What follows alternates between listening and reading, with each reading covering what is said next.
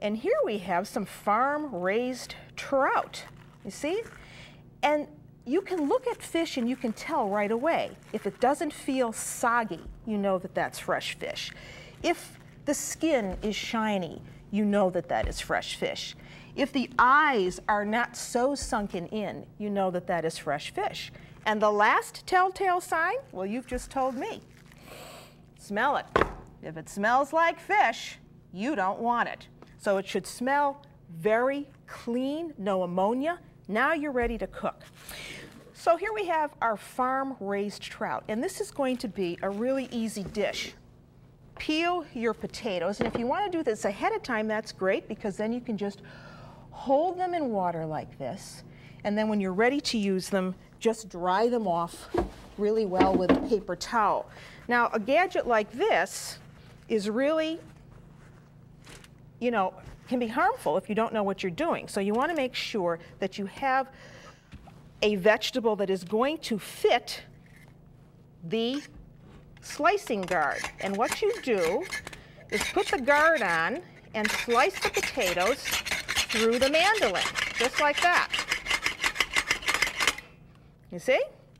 And that gives you those beautiful slices of potato. And look at how thin they are. You can almost see through them, and you can make the setting on the mandolin any thickness that you want. So there are our potatoes. So now let me butter my dish here. Got a little bit of butter. I'm going to put a little bit of butter in and save the rest for the top.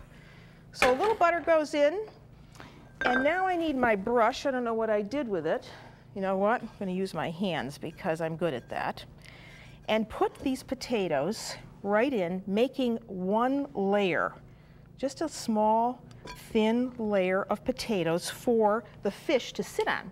And here we have flat leaf Italian parsley. This is the type of parsley that you should always cook with. Flat leaf, not curly leaf, because curly is wonderful as a, well, as a decorative thing, but it really doesn't have a lot of flavor.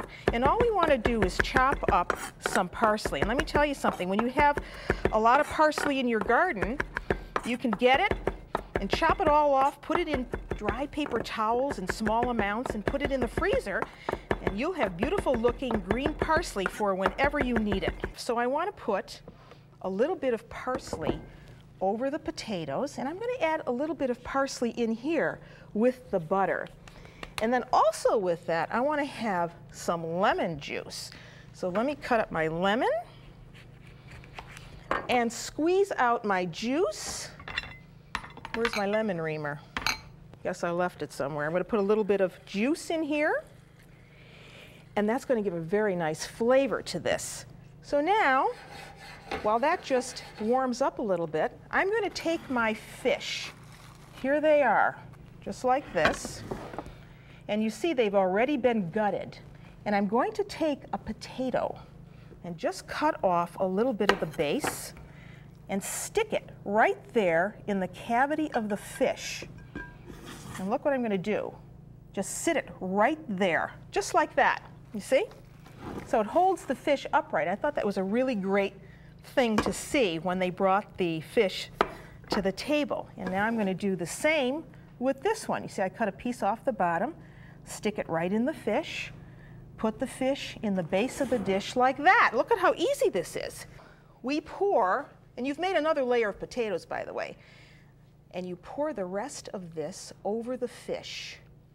And now this is going to cook at a very high temperature, 425 degrees, uncovered. It isn't going to take very long, maybe about 10 to 12 minutes. So make sure that you really preheat that oven ahead of time, about 10 minutes. In it goes, and it stays there for 10 or 12 minutes, or just until you can take a fork, poke it into the fish, and it comes out very, very soft and flaky.